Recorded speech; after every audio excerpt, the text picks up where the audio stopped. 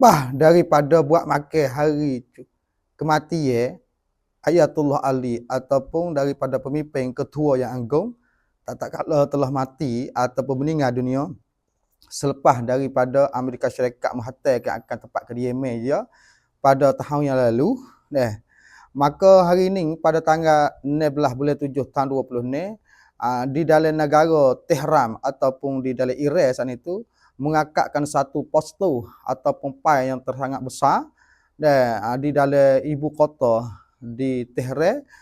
Dia berkata di dalam pai saat itu serta dengan gambar babi Trump saat itu duduk tidur di dalam satu lung ataupun di dalam kontak mayat, atau dikatakan dia masuk pergi di dalam poster saat itu dengan secara besar-besar lah di dalam negara Iran di kawasan ibu kota di Tehran tu.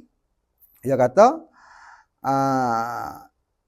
itu sebagai tempat yang terakhir bagi babi Trump. Dia puh dan dia akik pai poster yang sangat besar di dalam negara dia tu, buat babi Trump duduk tidur di dalam longsop ataupun duduk di dalam tong orang mapuh tu lah. Tak situ cak hitam tak. Tu waktu baik pada beberapa jam yang telah lepas yang saya dapat laporan. Dan seterusnya kata daripada Ali Ayatullah mati dia tu, sebelum daripada tu dia ada berpesan kata orang nak ganti dia ni kena terlebih kuat lebih pada dia lagi. Pesan ni Ali Ayatullah Khamenei itu.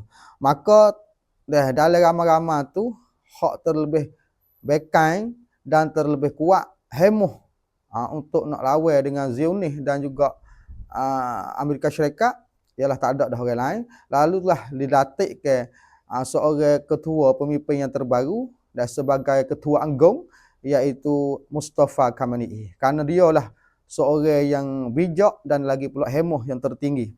Lalu tu di dalam ramai-ramai tu sepatut tak dia lah. Lalu tu lah dilantik ke Mustafa Khamenei dan sebagai ketua agung ganti daripada Ali Ayatullah Khamenei itu.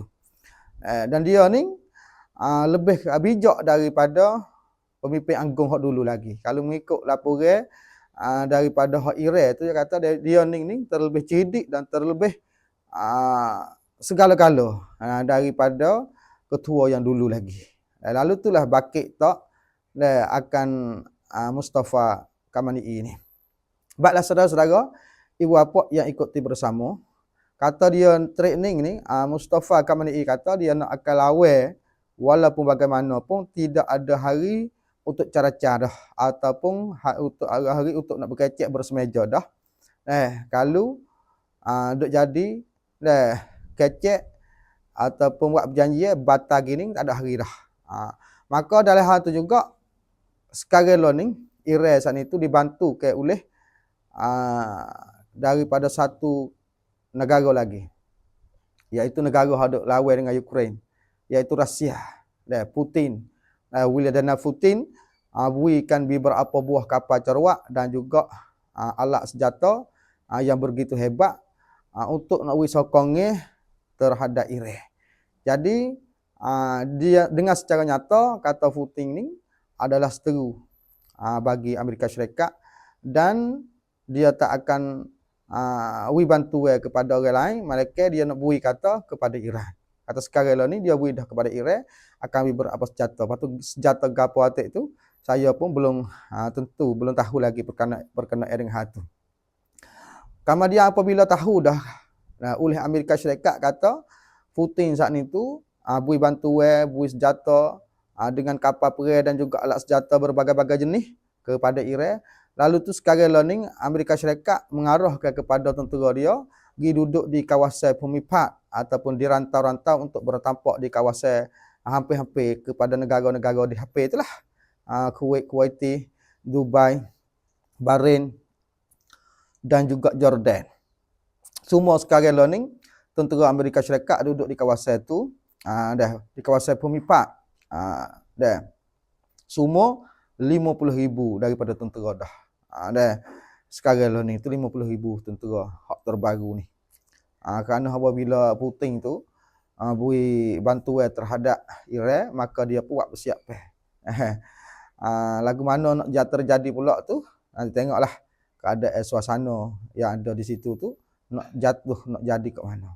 Dan saya minta maaf kepada saudara-saudara, ibu-ibu, apa-apa dengan bahasa kekurangan saya ni kecek bahasa tu jadi kurang, dan juga wayak teh pun jadi tak lacak mana, tapi berasa nak wayak situlah, nak beritahu kepada saudara-saudara walaupun tak teratur di segi bahasa dan kecek pada saya, ada jadi mudah faham dan payah faham tu, itu adalah kekurangan saya.